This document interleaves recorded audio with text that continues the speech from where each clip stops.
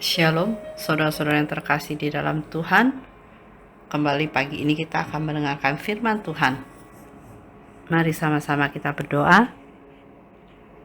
Terima kasih Tuhan atas hari ini Tuhan, di mana kami ada Tuhan, sebagaimana kami ada adalah berkat kasih, anugerah, perlindungan Engkau dalam hidup kami. Kiranya senantiasa hidup kami boleh selalu berada di dalam kehendak dan rencana-Mu. Pimpin setiap langkah dalam hidup kami, jauhkan dari hal-hal yang tidak berkenan di hadapan Engkau Tuhan. Terima kasih ya Tuhan, sebentar kami akan mendengar firman Kau pimpin kami Tuhan, supaya boleh ya Tuhan dengarkan firman Kau sehingga menguatkan iman kami. Terima kasih Tuhan. Kami serahkan semua hanya di dalam nama Kau, nama Tuhan Yesus kami berdoa. Amin. Firman Tuhan pada pagi hari ini bertemakan tentang umat pilihan dikasihi dan diajar. Sepintas lalu, kalau kita membaca dalam Amos pasal 3 ayat 2 itu dikatakan, hanya kamu yang kukenal dari segala kaum di muka bumi.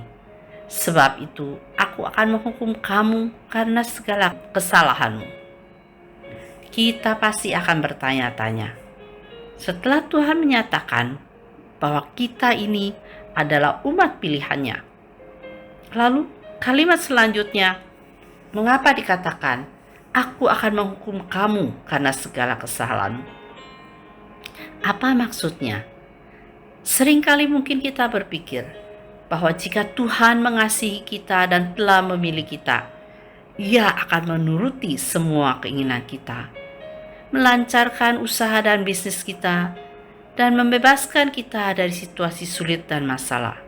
Tidak berarti bahwa Bapa yang baik dan mengasihi anaknya akan menuruti semua keinginan anak atau memanjakannya. Jika si anak melakukan kesalahan, apalagi kesalahan yang sangat fatal, Bapa pasti akan menegur dan jika perlu memukulnya. Kita baca di dalam Amsal 23 ayat 13-14 dikatakan, jangan menolak didikan dari anakmu. Ia tidak akan mati kalau engkau memukulnya dengan rotan. Engkau memukulnya dengan rotan, tetapi engkau menyelamatkan nyawanya dari dunia orang mati. Dan kalau kita baca kembali dalam Amsal pasal 13 ayat 24 dikatakan, siapa tidak menggunakan tongkat benci kepada anaknya, tetapi siapa mengasihi anaknya menghajar dia pada waktunya. Begitu pula dengan Tuhan. Jika Dia menegur kita dengan keras, bukan berarti Ia tidak mengasihi kita. Justru sebaliknya, bukti bahwa Tuhan sangat mengasihi umatnya. Oleh karena itu, umatnya dihajarnya. Dikatakan di dalam Ibrani pasal 12 ayat 6-8, karena Tuhan menghajar orang yang dikasihinya, dan Ia menyesah orang yang diakuinya sebagai anak. Tetapi, jikalau kamu bebas dari ganjaran yang harus diderita setiap orang, maka kamu bukanlah anak, tetapi anak-anak gampang. Melalui nabi-nabinya, Tuhan berkali-kali memperingatkan bangsa Israel agar mereka bertobat dan kembali ke jalannya. Tetapi bangsa Israel tetap saja mengeraskan hati. Dan di tengah kemerosotan moral bangsa Israel ini, Tuhan tetap menunjukkan kasih-Nya dan kesabarannya dengan mengutus Nabi Amos, seorang yang takut akan Tuhan, untuk menegur dan memperingatkan mereka. Tetapi bagaimana responnya? Mereka malah berlaku jahat terhadap Nabi Amos dan mengusirnya secara terang-terangan. Itu dapat kita baca dalam Amos pasal 7 ayat 12. Lihat, pergilah, enyahlah ke tanah Yehuda, carilah makananmu di sana, dan bernubuatlah di sana. Karena mengacukan teguran, Tuhan menghukum bangsa Israel dan menyerahkan mereka ke tangan bangsa Asyur. Tidak mudah bagi seseorang untuk sepenuhnya tunduk pada kehendak dan pimpinan Tuhan. Yang terjadi justru sebaliknya, seperti bangsa Israel. Tidak mau mengikuti kehendak Tuhan, malah maunya Tuhan mengikuti kehendak dan keinginan mereka dengan cara mereka, atau alias mendikte Tuhan. Ada tertulis di dalam Roma 9 ayat 20 dan 21. Siapakah kamu, hai manusia, maka kamu membantah Allah? Dapatkah yang dibentuk berkata yang membentuknya? Mengapa engkau membentuk aku demikian?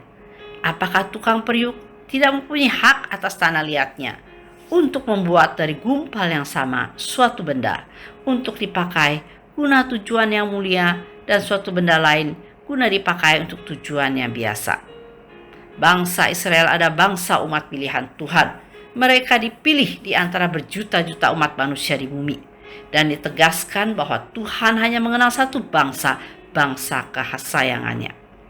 Malah dikatakan dalam Yesaya 43 ayat 4 adalah, oleh karena engkau berharga di mataku dan mulia, aku mengasihi engkau. Dan malah disebut bahwa mereka adalah biji matanya.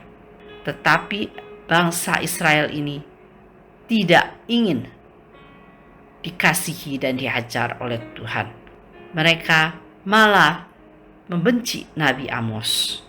Oleh karena itu, mari saudara-saudara yang terkasih di dalam Tuhan, kalau kita telah dipilih oleh Tuhan, berarti kita diperlakukan istimewa oleh Tuhan. Mari kita merespon kasih Tuhan dengan sikap hati yang benar. Jangan seperti bangsa Israel, memilih menuruti kehendak sendiri, memberontak kepada Tuhan, bahkan jatuh dalam penyembahan berhala dan jatuh dalam dosa. Karena kekerasan hati bangsa Israel dan kedegilan mereka, Tuhan menyebutnya sebagai bangsa yang tegar tengkuk. Saudara-saudara yang kasih, meskipun demikian, bangsa Israel tetap saja memberontak. Mari saudara-saudara kita sebagai umat pilihan Tuhan yang telah dikasihi oleh Tuhan, mari kita hidup dan tunduk sepenuhnya kepada kehendak dan pimpinan Tuhan, sehingga kita akan memperoleh berkat yang berasal daripada Tuhan. Mari sama-sama kita berdoa, Tuhan memberkati. Terima kasih Tuhan atas hari ini di mana Engkau Tuhan telah memilih kami sebagai umat pilihan Engkau. Kiranya Tuhan sebagai umat pilihan Engkau Tuhan, kami boleh dikasihi, diajar, dididik Tuhan, sehingga hidup kami adalah sesuai dengan menurut kehendak dan rencana-Mu. Terima kasih ya Tuhan, kami serahkan semua ke dalam tangan Engkau. Hanya di dalam nama Engkau, nama Tuhan Yesus kami berdoa. Amin.